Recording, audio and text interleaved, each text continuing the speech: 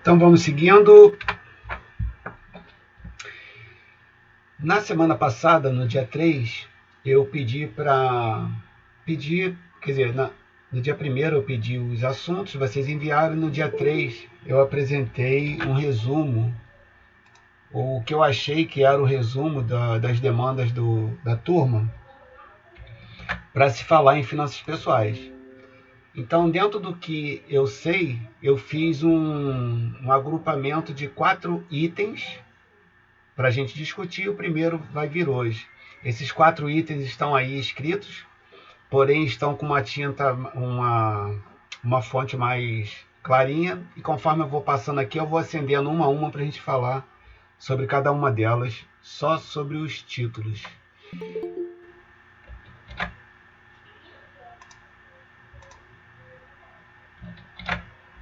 Então, a primeira, que é o nosso encontro de hoje, quer dizer, o primeiro grupo eu chamei de renda fixa e renda variável porque eu identifiquei assuntos que seriam importantes para ambos os conhecimentos, renda fixa e renda variável. Okay? Então eu grupei o uso da matemática financeira,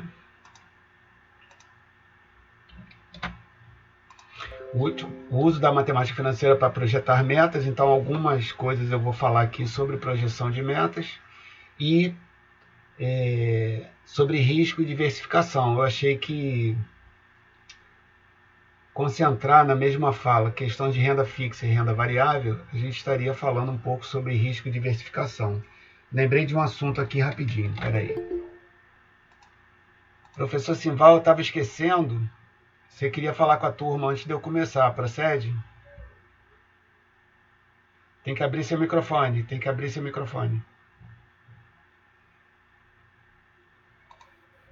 Não, pode continuar. Tá ok, então. Então, esse assunto de hoje vai ser... Eu vou tentar explicar o que eu entendi como renda fixa e renda variável dentro do uso da matemática financeira.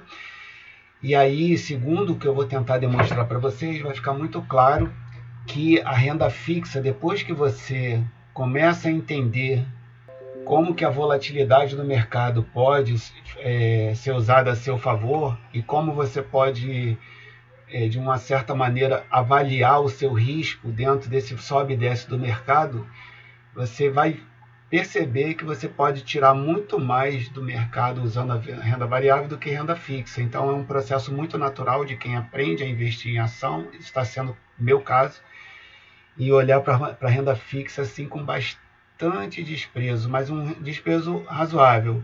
Desprezo no sentido de que não vai ser muito exatamente uma preferência, né? Então a gente tem que ter o fundo de emergência, eu vou falar nisso numa outra oportunidade, mas para se considerar investimento, a gente tem que ir para a renda variável. Acredito que eu vou deixar isso bem claro aqui, é bem compreensível.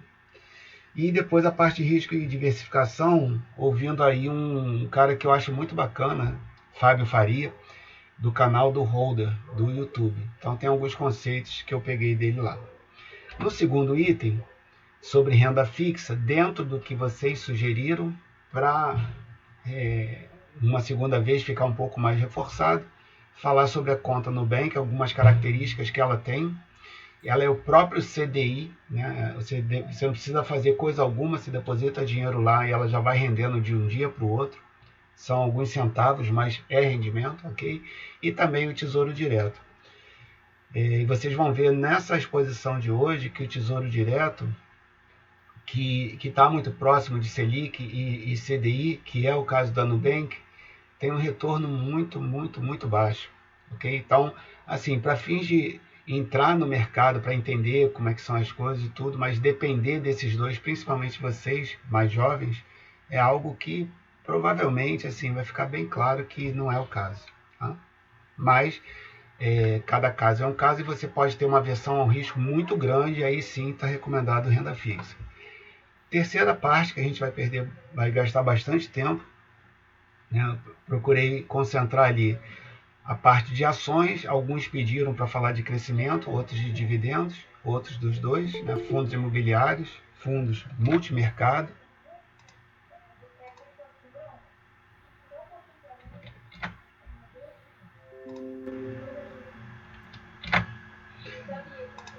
Só um segundinho.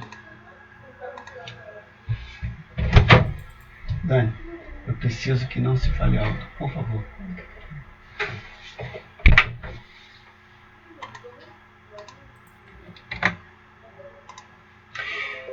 Critérios para escolher ações, que inclusive até se fala alguma coisa hoje. Correlação entre índices internacionais e Ibovespa. Eu fiz uma experiência com 2 ETFs que eu tenho. Um segue o Ibovespa, o outro segue a Bolsa Americana.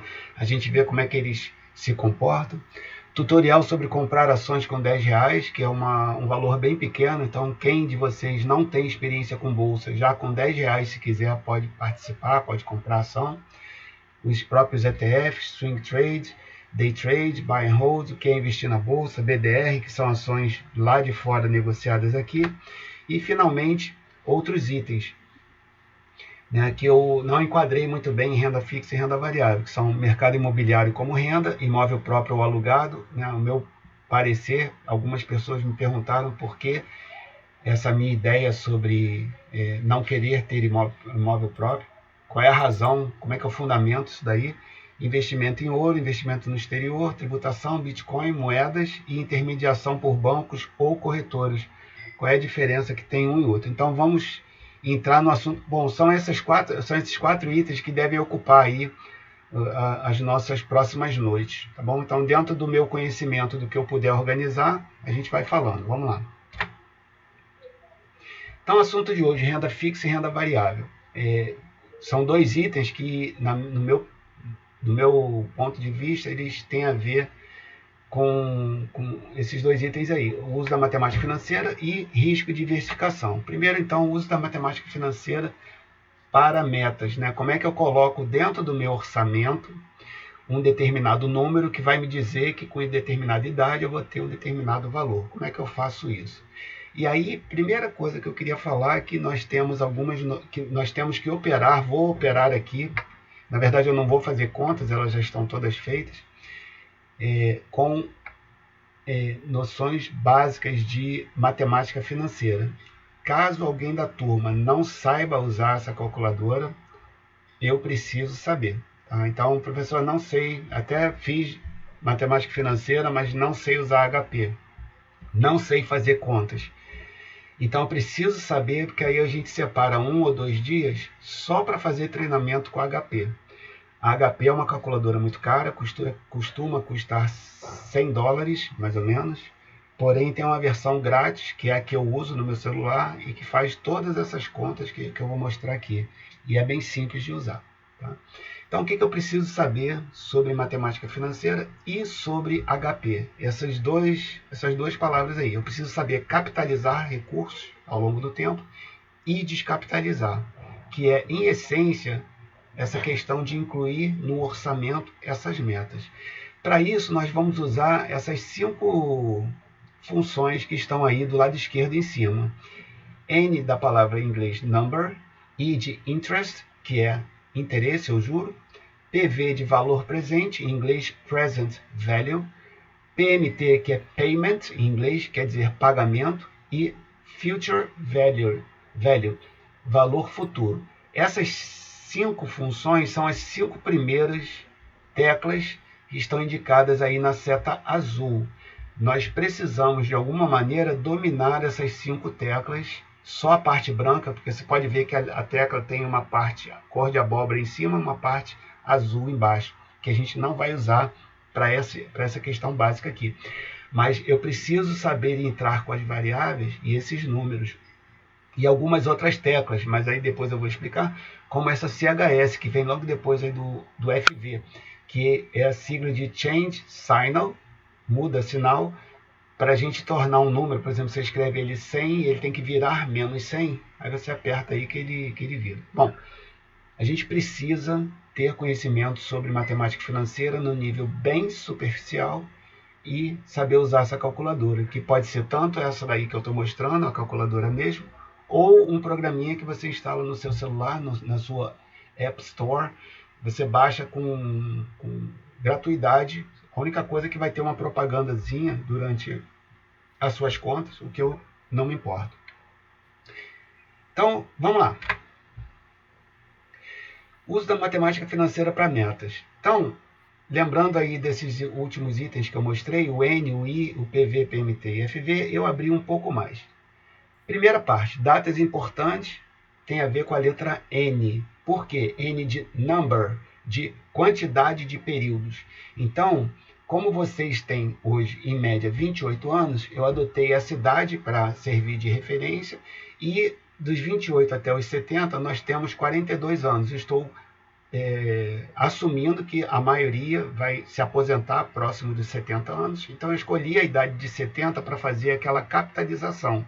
Ou seja, nós vamos, de agora 28 anos até 70, entrar com valores para um determinado investimento, que eu espero que seja na Bolsa de Valores, para que vocês possam aproveitar mais. E aí eu preciso saber quanto tempo eu tenho. No caso de vocês, 42 anos. Em outros casos, a gente vai ver que quando a gente varia a idade, né, eu vou colocar alguns exemplos onde essa idade vai variar, a gente vê que o resultado muda bastante lá na frente.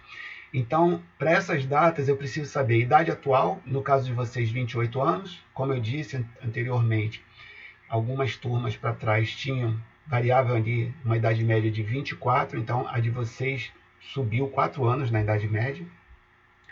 Quando vai ser o início da aposentadoria, que eu estou supondo por 70 anos, e o final do fundo, onde eu estabeleço que a gente vai usar o dinheiro, que eu fiz a mesma projeção que eu fiz para vocês, eu fiz para mim, para vocês verem como é que a idade de 55 que eu estou, altera os cálculos com você que tem 28. Tá? Só que todos nós, todo mundo que eu usei para fazer as contas, sai desses cálculos aí com 85 anos. Tá? Então, a partir dos 85 anos, ou em torno dessa idade, eu estou supondo que nós vamos morrer.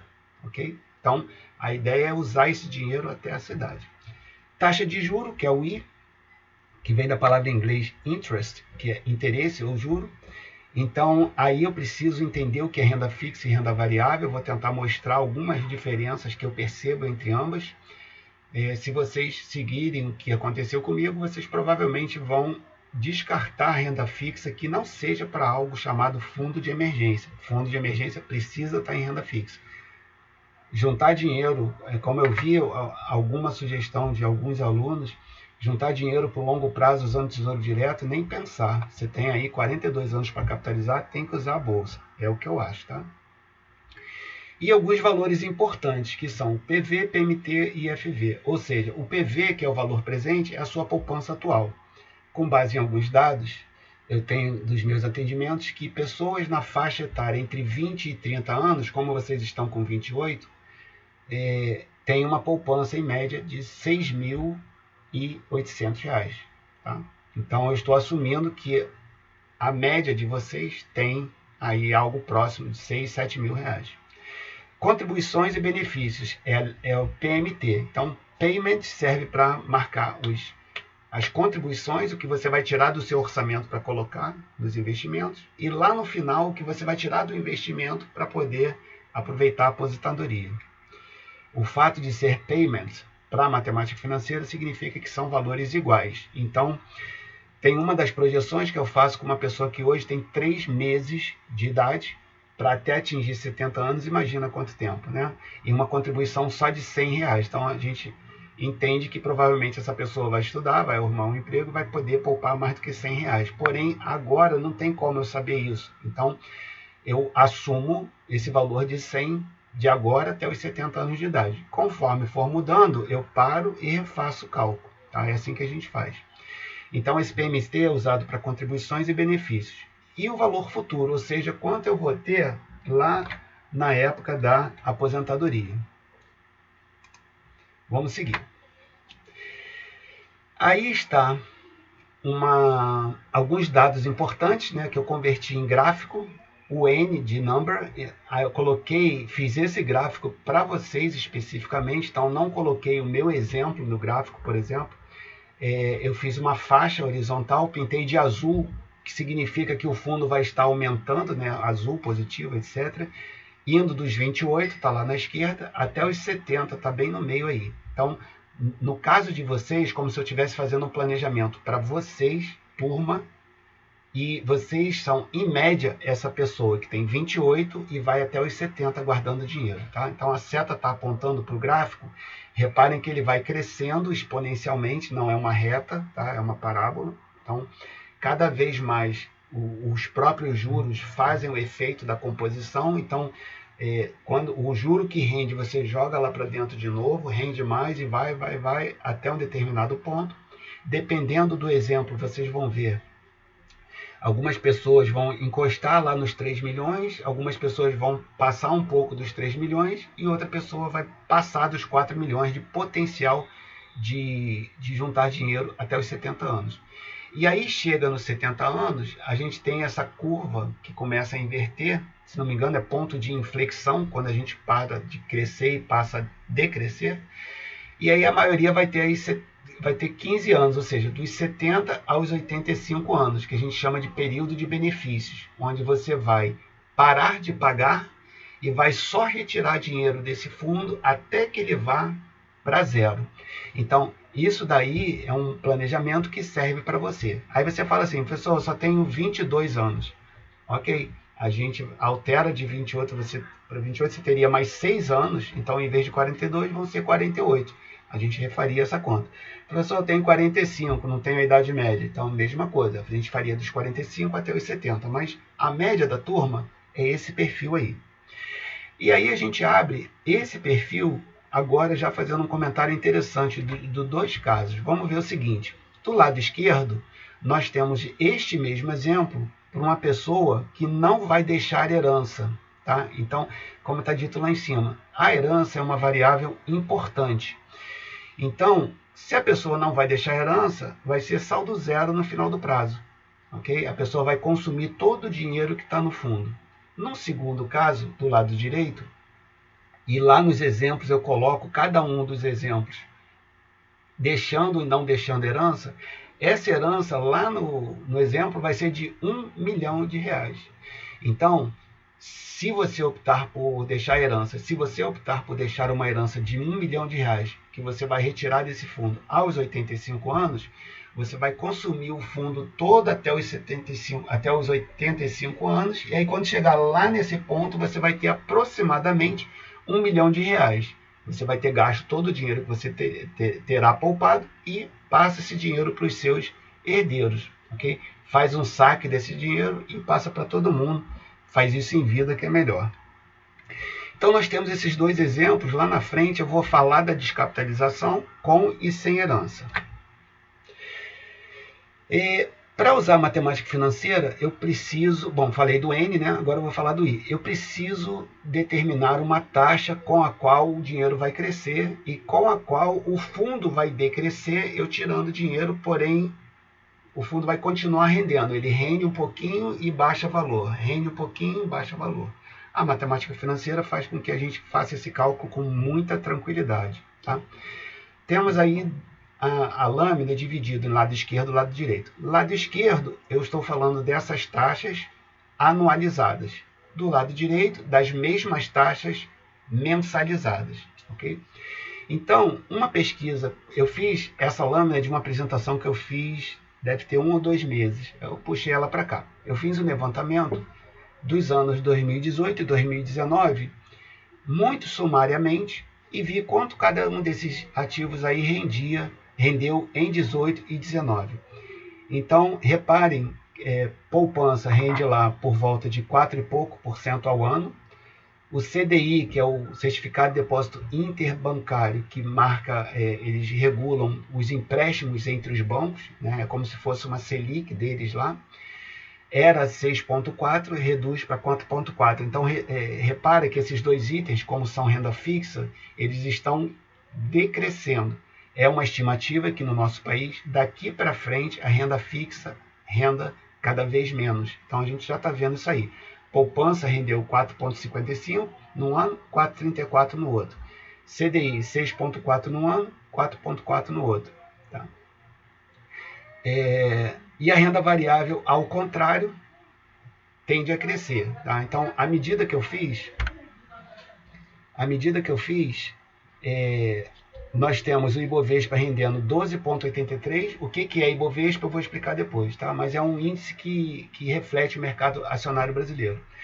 Então, 18 rendeu 12, quase 13, e 19 rendeu 27. Então, aquele conjunto de ações rendeu quase 13% no ano e 27% no outro. E repara já aí a diferença entre, em média, investir em renda fixa, que nem chamaria muito de investimento, e investir em renda variável. Tá? Então, basicamente, ações. E o seguinte, que é o IFIX, um pouco menos conhecido do que o Ibovespa, o IFIX é um índice que reflete o mercado de fundos imobiliários. Okay? Então, o que o Ibovespa tem a ver com ações, o IFIX tem a ver com fundos imobiliários. Então, repara que em 2018, os fundos imobiliários, de um modo geral, renderam 5%, já em 2019 renderam 35%.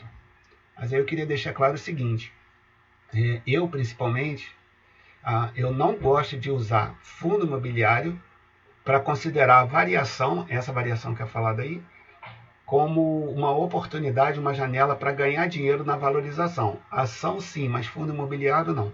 Fundo imobiliário para mim é especificamente para gerar renda. Eu compro e no mês seguinte ele me dá proventos. Compro mais, ele me dá mais provento. Compro muito mais, ele me dá muito mais proventos. Tá? Já as ações, elas dão proventos, chamado de dividendo, mas não têm a mesma regularidade, a mesma constância que os fundos imobiliários. Então, eu costumo separar um pouco. Mas tem gente que compra fundo imobiliário para vender com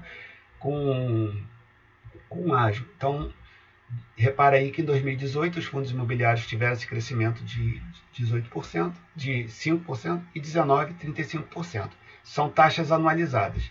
Como a gente faz contas em mês, na base mensal, aí tem o gráfico do lado direito. Então, repara lá embaixo que são exatamente aqueles números convertidos para mês. Os gráficos são muito semelhantes porque eles, em termos relativos, eles são muito próximos, né?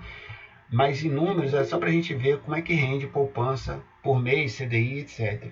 Então, poupança estava rendendo 0,37, caiu para 0,35, 2018 a gente vai ver está bem menos ainda. Tá? CDI 0,5, passando para 0,35, e Bovespa, ou seja, as ações renderam em média, 2018, 1% ao mês, e 2019, 2% ao mês. Olha a grande diferença já saindo da renda fixa e indo para a renda variável. E o IFIX, 0,41 em 18 e 2,53 em 19. Bom, então, uma das coisas que você começa a ter dúvida quando você começa a ver o que você vai investir é quanto você vai ter de retorno. Para fazer as tais projeções, as metas que foi pedido, eu tenho que usar uma taxa de juros. Então, qual taxa você vai usar?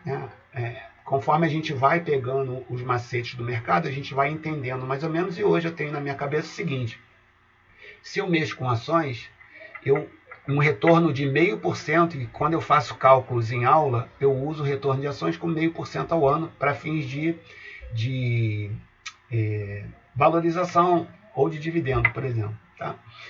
E o fundo imobiliário um pouquinho menos, 0,4%, tá? E tem fundo imobiliário que está pagando quase 1%, okay? Ao mês. Então eu preciso de uma taxa. Conforme a gente vai tendo alguma experiência, a gente vai se acostumando com os retornos e vai usando isso nos nossos exercícios. Bom, aí eu tenho alguns exemplos da minha carteira no ano de 2020. Então, lembra, vou voltar aqui. Esses gráficos, eles falaram sobre o ano de 2018 e 2019. Eu ia ficar só nisso, eu falei, não, eu vou lá nos meus números e pego alguns exemplos de 2020, de janeiro para cá. Tá? Então, o que eu fiz? Peguei alguns saldos das minhas carteiras no dia 30 de dezembro do ano passado e vi até 30 de agosto do ano de 2020, ou seja, 8 anos, como que esses valores ficaram alterados. Então, Tesouro Direto, eu tenho um investimento que eu tenho de Tesouro Direto, ele tinha R$209, foi para 203. O que é isso? Uma valorização de 0,26. Então, só lembrando, eu vou voltar aqui, olha lá a poupança. Lembra? Ah, não, desculpa, é o Tesouro Direto. O Tesouro Direto não tem o exemplo, não. Então, o Tesouro Direto é um bom exemplo de renda fixa. Então, isso é o que você vai ter se você tiver ligado em Tesouro Direto. Lembrando aqui, uma das pessoas sugeriu investimento de longo prazo em Tesouro Direto. Está aí o retorno. Você vai fazer uma previsão de 42 anos com 0,26 de retorno mensal. Isso é pouco demais, tá? Mas pode ser feito. Segundo exemplo, poupança comum. Então, eu tenho um conjunto de poupanças que somadas tinham R$ 206 lá no último dia do ano passado e que agora, 30 de dezembro, foram para 210. Então, aumentou aí pouco, perto aí de R$ 4,00 em 8 meses. Tá? Usando a matemática financeira, de novo, usando aquela calculadora, isso deu um retorno de 0,22. Agora sim, voltando lá. Repara, poupança lá na informação à direita embaixo, era 0,37, foi para 19 com 0,35 e agora, 2020 até agosto, 0,22. Isso está sendo dito por todo mundo. Renda fixa, não é o caso de poupança e renda fixa, mas se eu tiver que escolher, ela é renda fixa, tá? Ela está caminhando para o zero. Tá? Então ela provavelmente vai descer mais ainda. Chegou mais um aí.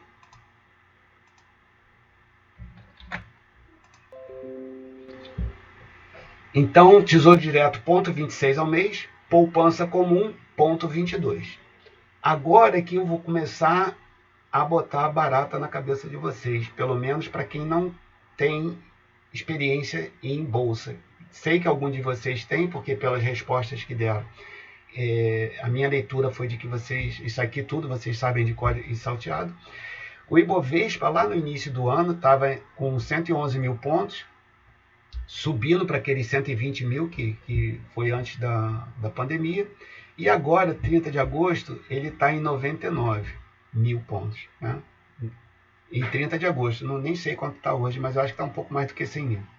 Bom, nessa medida que eu fiz, os 8 meses deu menos 1,47. Tá? Então, uma pergunta razoável seria, como é que eu vou colocar dinheiro em algo que está decrescendo de valor? Tá perdendo valor 1,47 ao mês. Com alguma experiência de bolsa, você vai notar que isso é tudo que se quer. Eu, se fosse vocês, estaria com uma torcida muito grande para que o mercado só caísse daqui para frente. Quanto mais ele cair, melhor para vocês aportarem recurso, porque com o recurso que você aportar com o mercado de urso, como a gente chama, de queda, mais ações você vai comprar. Se você tem R$ 1.000 para aportar com o Ibovespa lá em cima e tem R$ 1.000 para aportar com o Ibovespa caindo lá embaixo, é muito melhor aportar com o Ibovespa lá embaixo. Existe uma máxima bem interessante. O mercado de ações é um tipo de mercado muito estranho, onde os preços ficam convidativos e todo mundo sente medo. Então, existe um primeiro teste para quem vai começar a investir em ações, que é entender esse sobe e desce das ações. Tá? Então, essa carteira teórica do Ibovespa, ela vem perdendo quase 1,5% ao mês de dezembro para cá. Lembrando que ele já foi lá em 60, 70 mil, não lembro, lá na pandemia, e ele está retornando. Passou de 100 mil, desceu um pouquinho e parece que subiu de novo. Então, mercado em baixa é mercado bom para você investir. Isso não é simples de entender. Tá? Quando veio a pandemia, eu e todo mundo que tem dinheiro em bolsa no mundo inteiro, observamos os nossos investimentos perderem aí 30%, 40% de valor. Foi um bom treinamento para mim, isso não me atingiu em praticamente nada. Eu continuei fazendo meus aportes normalmente, ok? Só não fiz mais porque eu não tinha dinheiro para fazer. A minha renda destinada a isso dentro do meu orçamento, uma vez ou outra estiquei um pouco mais porque tinham ofertas muito boas, ainda existem ofertas muito boas, então estava aproveitando um pouco o preço baixo. Então, isso é a essência da renda variável e renda fixa, essa tela aí. Renda fixa sempre vai crescer, então a gente está vendo aí 2 exemplos, Tesouro Direto, poupança comum, ano de 2020, estamos falando de um período bem recente, crescimento para cima, né, claro, evolução para cima, e lento, aquele passo a passo bem devagarzinho, e isso é renda fixa. Tá? A propósito, é isso que o banco faz, ele te dá uma migalha, que é isso daí, pega seu dinheiro e joga no mercado de renda variável, tá? Porque ele sabe fazer isso. E a ideia é que você, através de conhecimento, através de matemática financeira, através de finanças pessoais, você possa entender que mercado para baixo é bom para comprar. Também não é para comprar qualquer ação, a gente vai falar aí daqui a pouco. Tá? Então, o Ibovespa caiu em torno de 1,5% ao mês, direto de janeiro para cá. Lembrando que ele foi lá embaixo e está subindo. Bom, repara só, agora a gente vai do Ibovespa vai para as ações. Ibovespa perdeu 1,47 ao mês em 8 meses. Tá? Vamos ver aqui. Algumas ações. Aí eu peguei, eu não lembro se essas ações aí foram... Não, eu peguei da minha carteira. Tá? Eu tenho Ambev, tenho BB Seguradora, tenho Gerdau e tenho VEG. Aí eu fui lá no dia 30 de dezembro de 2019 até o 30 de agosto. Então, olha aí como é que elas brincam com a gente em termos de emoção, né? A Ambev estava 18, foi para 12, ou seja, perdeu 5% ao mês, não é no período não. Cada mês que passou, a Ambev, em média, perdeu 5% de valor só esse ano. A Ambev é uma empresa maravilhosa, vou tentar mostrar um vídeo para vocês. Uma das ações que ele vai recomendar 3 ações muito importantes, uma delas é a Ambev. E olha aí, mercado caindo. Então, repara, para quem entende de compra de ações, sabe que a Ambev é uma empresa multinacional, uma empresa que fatura em dólar, por exemplo, perdendo valor, cara, isso é ótimo para comprar, tá? Só que não é de primeira que você entende isso, não. Você vai levar alguns sustos, você vai ver lá seu dinheiro, 10 mil, passar para 8 mil, aquilo dali vai te fazer passar mal um pouco, mas você precisa começar com pouco para entender se sobe e desce, se vacinar com relação a isso, ir para os fundamentos da empresa, que é o que o cara vai falar daqui a pouco no vídeo, e você simplesmente aproveitar as boas opções. Então, ano de 2020, depois eu vou falar dessa última coluna aí. A Ambev perdeu 5% de valor por mês. BB Seguradora, outra ótima empresa. Aliás, o ramo de seguradoras é um bom ramo. A BB Seguradora, uma excelente empresa, perdeu 4,37% ao mês. 8 meses seguidos, perdendo 4% de valor, tá? Ao mês. Gerdau, na minha opinião, uma excelente empresa também, ó, perdeu 0,68% ao mês. E VEG, esse que eu vou mostrar o vídeo, classifica essa empresa como a melhor empresa da Bolsa. Tá? A melhor empresa da Bolsa. Olha aí por quê. Só em 2020 ela ganhou 8% de valor por mês. 8% por mês. Deixa eu voltar aqui para você ficar bem traumatizado. Olha a renda fixa. Ponto 26, ponto 22. Você tem uma empresa que está te dando 8% de crescimento ao mês. Tá? Então, é aí que você ganha dinheiro. Você tem que entender como é que você lá atrás escolhe essa empresa VEG para poder hoje colher esses frutos. E aí, como eu fiz essa observação só no ano 2020, eu fui pegar alguns períodos para trás, e aí essa primeira coluna aí do lado direito, quer dizer, essa última coluna, eu fui pegar essas mesmas ações entre 2015 e encostando no ano 2019, que é a primeira análise que eu fiz aí. Então, peguei 4 anos para trás de 2019. Tá? Então, repara, a Ambev, nesse período de 4 anos, ganhou 0,5% ao mês. Isso é muito bom, muito bom. BB Seguradora valorizou 1,22% ao mês. Isso é excelente. Tá? Gerdau perdeu 0,16% e VEG ganhou 2%, 2,49% nesse período de 4 anos ao mês. Estou falando de rendimento ao mês. E aí eu aumentei um pouco mais essa observação. Aí, como eu encostei em 2015 aqui, eu vou buscar nessas que eu não tinha dados para todo mundo. Ambev, eu peguei o período 2013 e 2015, ou seja, 2 anos só, perdeu 0,04 por mês e BB Seguradora ganhou 1,36. Então, isso que é renda variável. Você vê que um monte delas sobe e desce o tempo inteiro. Tá? Você vê que lá em cima ela está valorizando, aqui embaixo ela está desvalorizando e por aí vai.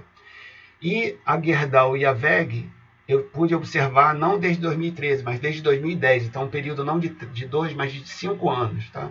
Então, Gerdau perdeu 1,82 e VEG ganhou 1,4, lembrando, ao mês. O que chama atenção aí? Gerdau, que é uma empresa maravilhosa, ok? Só está mostrando aí queda. Então, isso aqui é a essência da renda variável.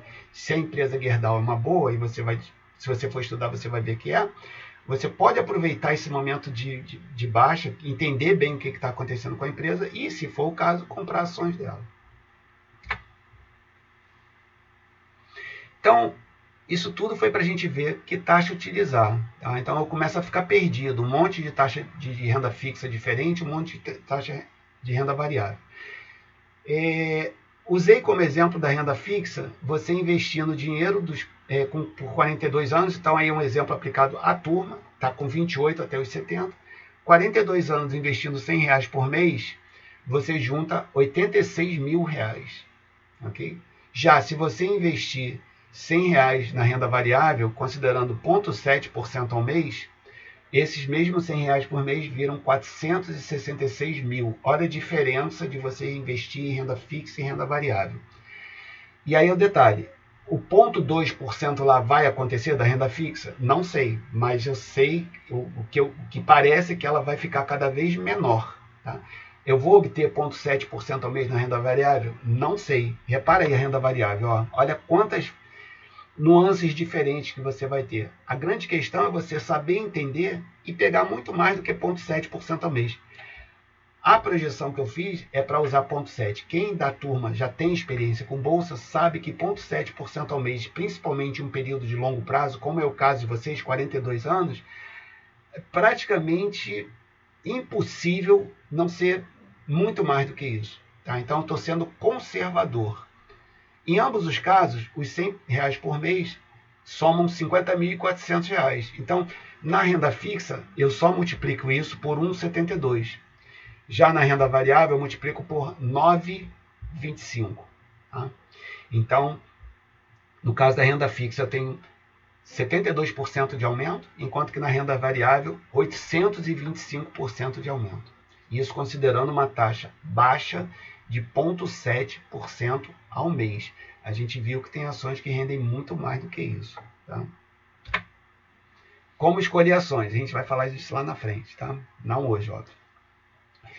Então, uso da matemática financeira para metas. Então, eu tenho que saber esses valores aí, PV, PMT e FV, saindo, né, dando prosseguimento, que a gente viu ainda agora, tinha visto o período, a taxa, agora esses valores.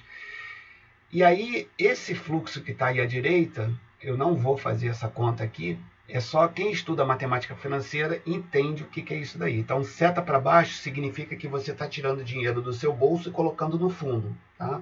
Aquela curva subindo. Então, o fundo recebe, para ele é fluxo positivo, mas para você é dinheiro saindo do seu bolso, seta para baixo. E aí eu comecei a pegar alguns dados para unir as variáveis que eu tenho de vocês e supor os depósitos.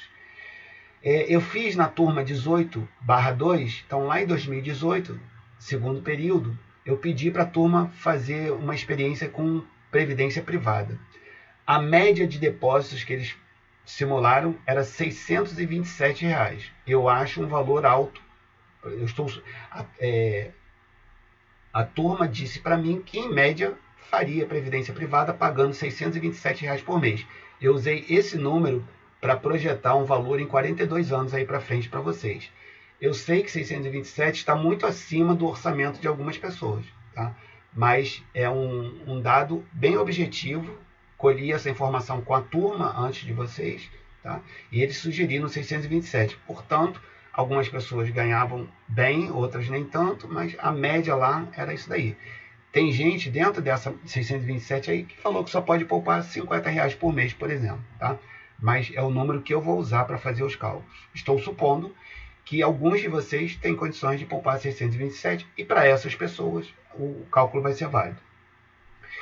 No Doutor Finanças, para a faixa de idade de vocês, dos dados que eu tenho, entre 20 e 30 anos, esse é o patrimônio líquido médio. Então, estou supondo que a média de vocês tem quase R$7 mil aí em poupança, aplicado na bolsa. É um dinheiro que vocês possam ter, que na verdade é um patrimônio líquido. Eu peguei bens e direitos e diminuí das obrigações. Tá? Então, é o dinheiro que eu vou começar a fazer os cálculos.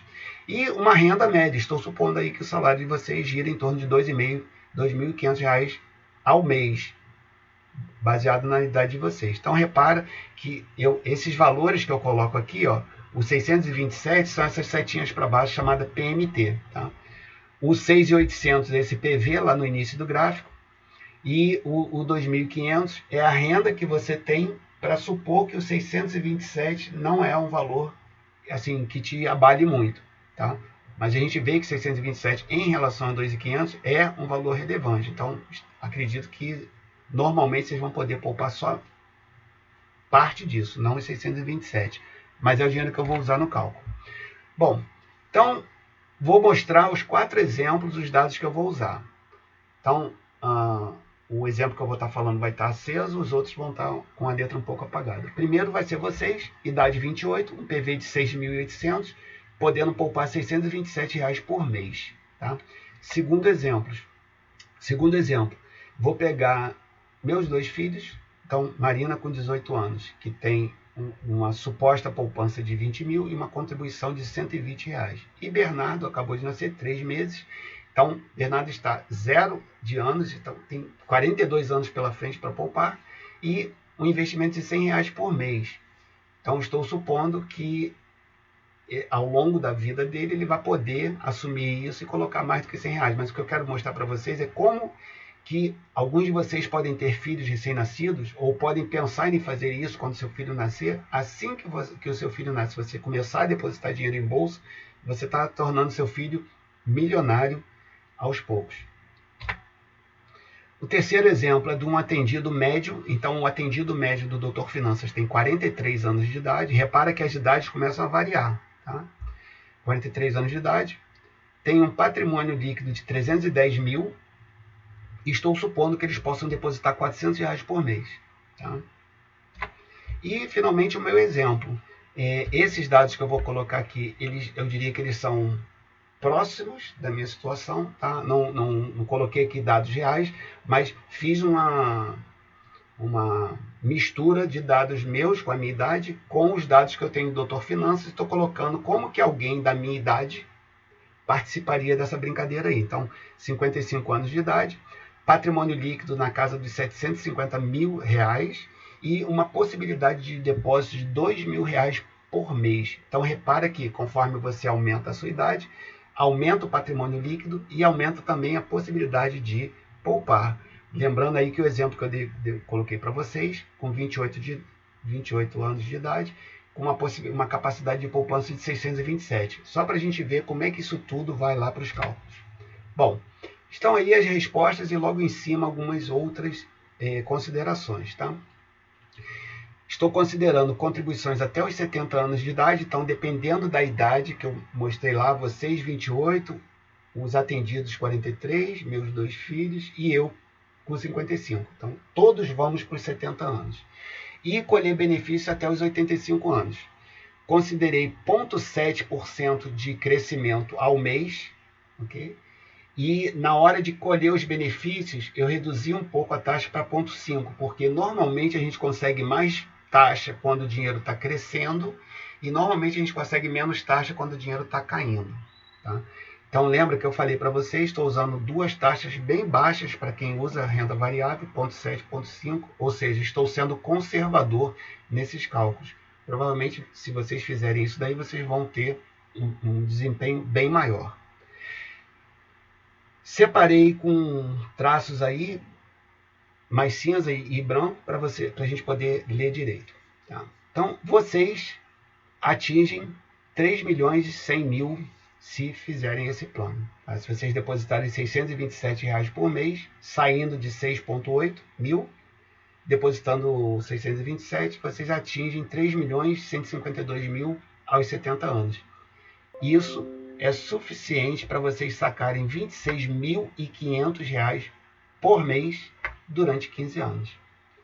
Isso me parece muito bom. Então imagina, depositar 627 por mês e depois sacar 26 mil por mês por 15 anos. Tá? Na hipótese de você deixar aquela herança que eu falei de R$1 milhão, em vez de 26, você saca em torno de 3 mil a menos, ou seja, saca 23 mil. Então, poupando 627, sacando 23.100, lá no final da vida, aos 85 anos, você destina 1 milhão de herança. Segundo exemplo, a filha Marina. Marina tem 20 mil de início e pode poupar 120. Então ela atinge 2,8 milhões, quase 3, com essa taxa aí de 0,7. Ela pode sacar 24 mil por 15 anos ou 20 mil se ela quiser deixar uma herança de 1 milhão. Bernardo, que acabou de nascer, depositando somente R$100 por mês, partindo do zero, atinge 4 milhões e meio aos 70 anos.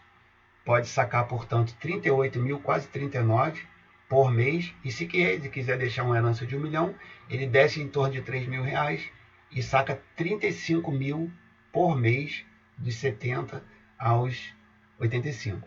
O atendido da escola, lembra, ele sai com 310, que é a média que as pessoas têm, 310 mil de patrimônio líquido, poupa R$400 por mês, atinge 3.400 e pode lá na frente sacar 29 mil por mês ou 25 se quiser deixar a herança.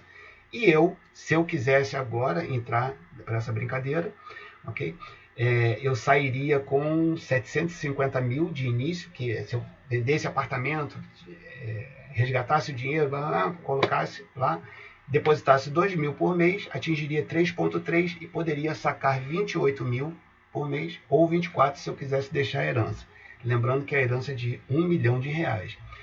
Então, isso é bem um exemplo de como usar a matemática financeira para eu jogar dentro do meu orçamento, dentro da minha vida, dentro das minhas finanças pessoais, um planejamento de patrimônio líquido ao longo do tempo. Bom, eu espero que dê certo. Vou estar ouvindo vocês. É a primeira vez que eu vou colocar um vídeo aqui na aula. Se der qualquer problema, vocês me avisem aí, eu vou estar observando. E aí eu interrompo o vídeo e depois eu posso mandar para vocês o link e vocês assistem. Esse vídeo dura 10 minutos, tá? Vão ser aí 10 minutos que a gente vai prestar atenção. E vocês vão ver que ele vai recomendar 3 ações. É um vídeo lá de 2018.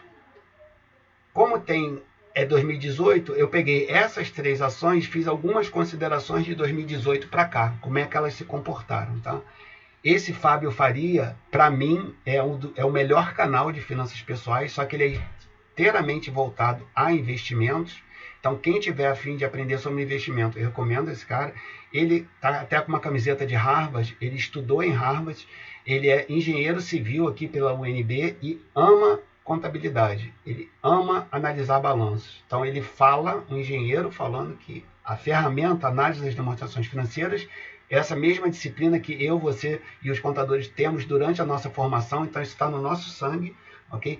É muito importante para investir em ação. Então ele vai dar aí por que ele acha, quais são as ações e por que ele acha, vai falar alguns, a gente diz, alguns indicadores fundamentalistas para isso. Se alguém perceber que o som está ruim, me avisa, por favor. Se ninguém falar nada, o vídeo vai até o final. Oi, gente, tudo bem com vocês? Bom, gente, no vídeo de hoje eu vou falar para vocês aqui 3 ações. Eu já sei que parou, vamos ver.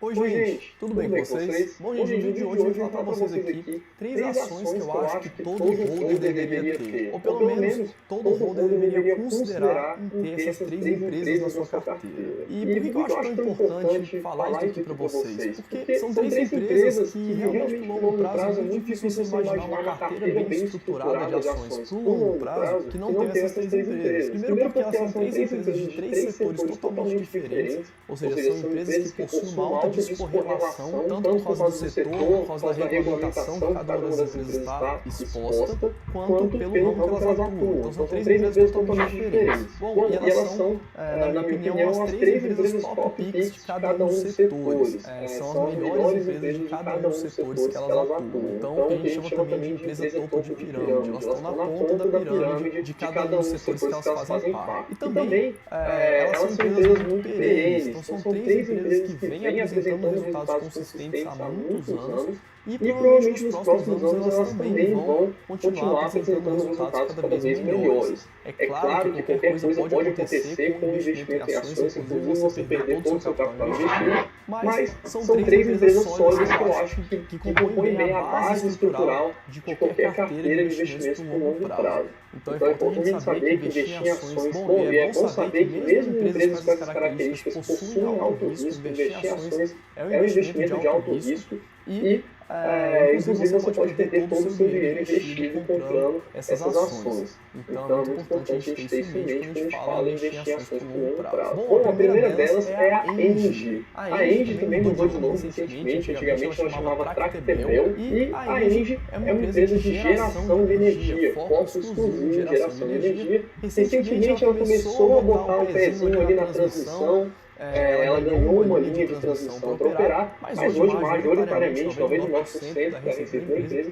vem de geração de energia. E ela tem várias concessões de várias usinas hidrelétricas e termoelétricas com prazos longos. Então ela tem concessão que termina em 2030, em 2032, em 2035. Então ela tem concessões de usinas com um prazo bem longo de vencimento. Esse tipo de empresa apresenta uma previsibilidade alta do fluxo de caixa por longo prazo. Normalmente empresas de concessão de usina hidrelétrica, concessão de rodovia, são empresas que apresentam uma grande previsibilidade no fluxo de caixa futuro.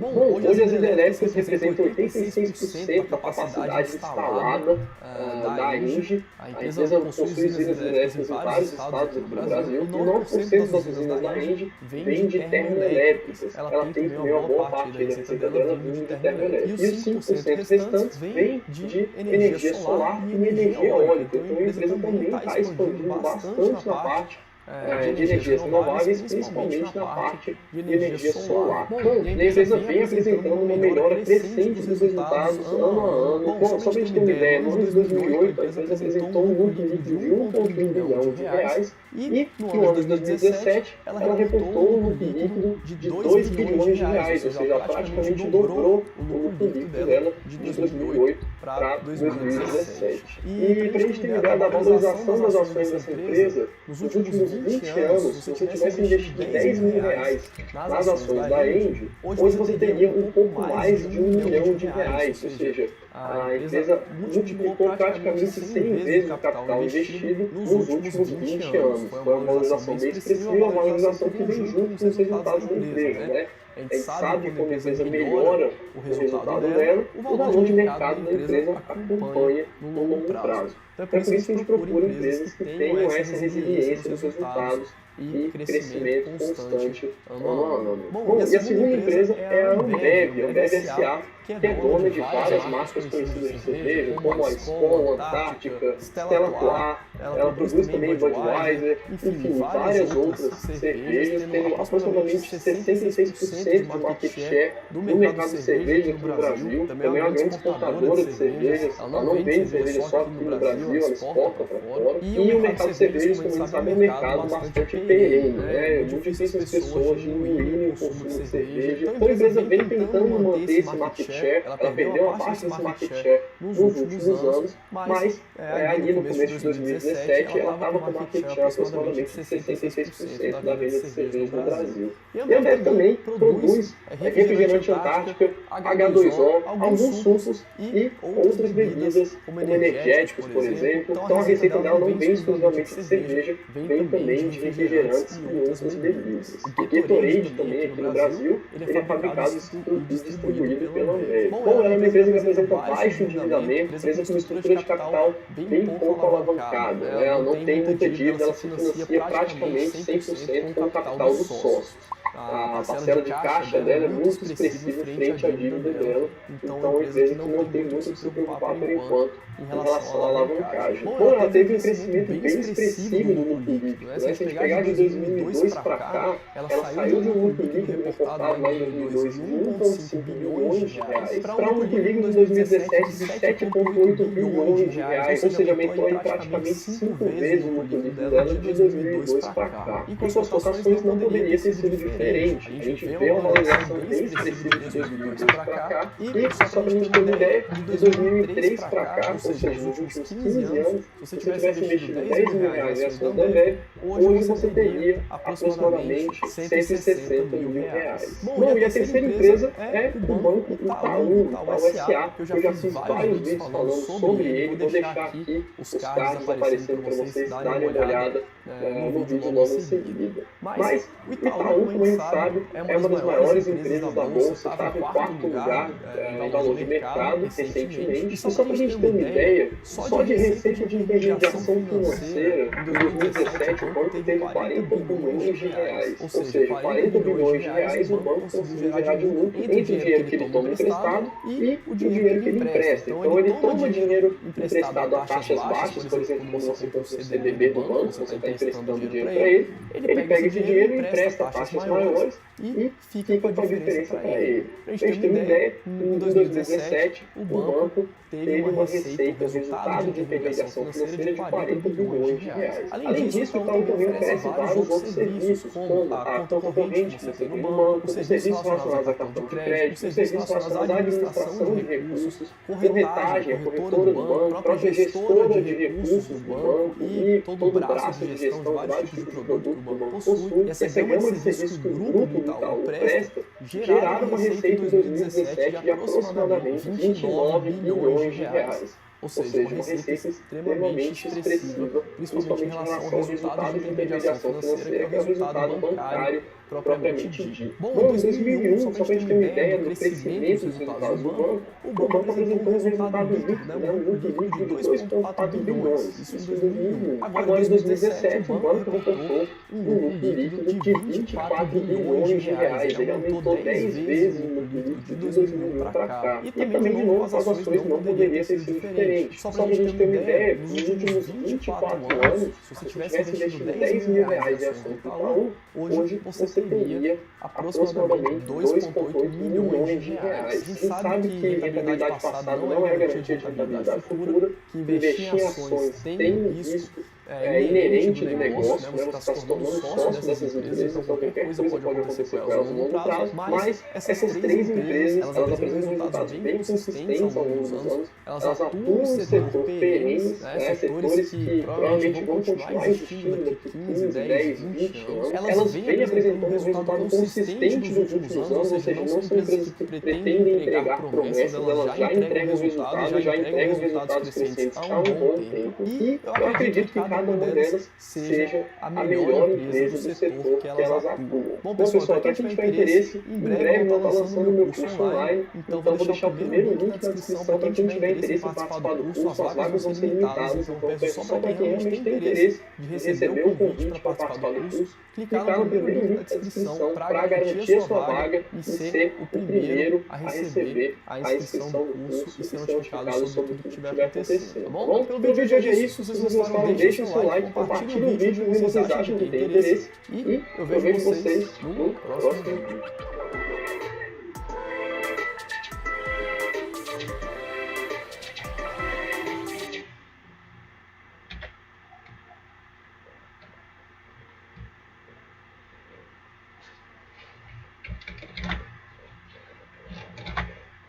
Bom, esse Fábio Faria, na minha opinião, ele é um dos melhores canais sobre finanças pessoais. Ele fala especificamente sobre investimentos. Ele falou um pouco aí de ações descorrelacionadas, ou seja, essas três ações elas são independentes entre si, elas têm esse fator de descorrelação, que vai ser o próximo assunto, que eu estou vendo pelo horário que eu não vou conseguir falar. Ele é um cara que já tem muito dinheiro, tá? Muito dinheiro investido. É jovem, mas investiu já desde cedo. E ele é um cara, por exemplo, que não gosta muito de ações preferenciais. Aqui tem o número 4, tá? Ele prefere as ações ordinárias. Tem uma questão de tag along também, que eu não teria como explicar isso aqui agora, que ele gosta muito de falar. E esse vídeo, então, ele tá lá de setembro de 2018. Aí eu peguei essas três ações, Engie, Itaú e Ambev, e vamos ver o que aconteceu. Só para você ver como é que a renda fixa ela pode bagunçar um pouco a nossa cabeça, tá? Então, a Engie, que é a primeira, ela saiu lá, assim que ele fez o vídeo, de 25, passou para R$43. Aí nesse período de quanto tempo? Setembro de 18 até agosto de 2020, ou seja, mês passado. Né? A Engie valorizou 2,14 ao mês. Okay? Não é no período, é ao mês. A Ambev passou de 17 para 12, ou seja, perdeu 1,34% por mês. E a Itaú passou de 22 para 23, ou seja, cresceu 0,1% ao mês. Então, esse cara é muito experiente, ele tem muita teoria, muita prática e acabou de elogiar 3 empresas que tiveram esse tipo de performance aí. E o Ibovespa, nesse mesmo período, de setembro até agosto, passou de 79 para 99 mil pontos, ou seja, ganhou quase 1% ao mês, 0,94%. Então, isso é, em essência, a renda variável. Você pode pegar um monte de informação, fazer suas apostas, querendo que aumente e ele vai diminuir. Lembrando que mercado em baixa é bom para comprar. Tá? Vocês são jovens, estão querendo fazer poupança para aposentadoria, tem 42 anos pela frente, quanto mais em baixa tiver o mercado na hora da compra de vocês, melhor. Nós não entendemos isso de uma hora para outra. Alguém chegando aí.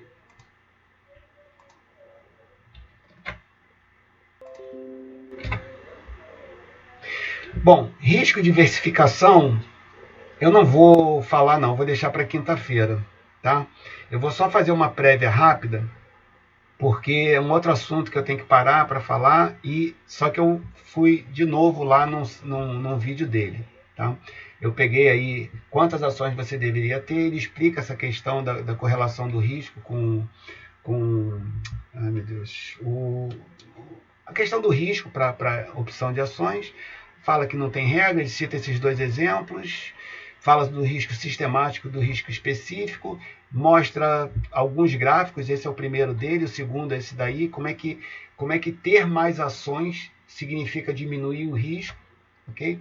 Aí eu fiz uma observação minha, fui lá num site chamado Fundamentos, que eu vou falar para vocês, peguei essas 4 ações aí da minha carteira, Gerdau, Embraer, WEG e Oi, e mostrei como é que elas se comportaram desde 28 de dezembro de 2013 até agora, mês passado, ali as taxas.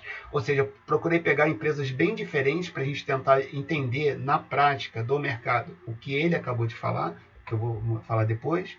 Tá? E aí peguei no próprio vídeo dele alguns desenhos, como esse aí da cesta do ovo, né? Ele está falando de diversificação para diminuir risco, o ovo quebra, aí tem alguns setores quebram os ovos, aí ele diz que em função de estarem não correlacionadas, você mitiga o seu risco, é sobre isso que é esse vídeo, tá? E explica que, na opinião dele, a gente deve ter entre 10 e 25 ações, vou falar por quê.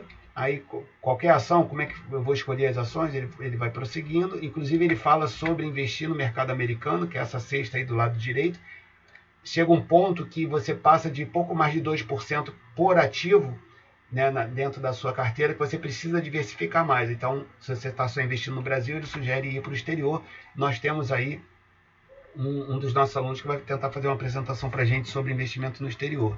E aí ele prossegue falando algumas coisas, mostra a correlação de Pearson, vou falar como é que isso aí se aplica para escolher ações, mostra 2 exemplos de ações descorrelacionadas, que são essas aí, e outro exemplo de ações correlacionadas, que são essas, e mostra uma tabela que, pelo que ele falou, ele envia toda terça-feira para quem pede e se coloca lá na lista de envio dele, tá?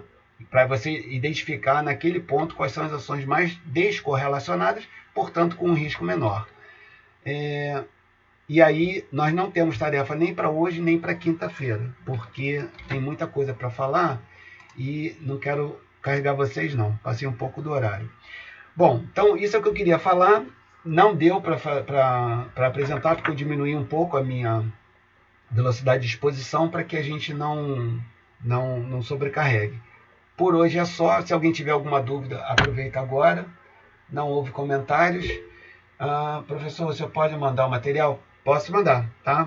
Assim que acabar, eu mando o PDF para vocês, tá bom? E aí, se quiser, já dá uma olhada para quinta-feira. Vou colocar aqui que o de ética eu já ia mandar. Como vocês pediram, eu vou mandar isso aí também. FP. Por nada, Andréia.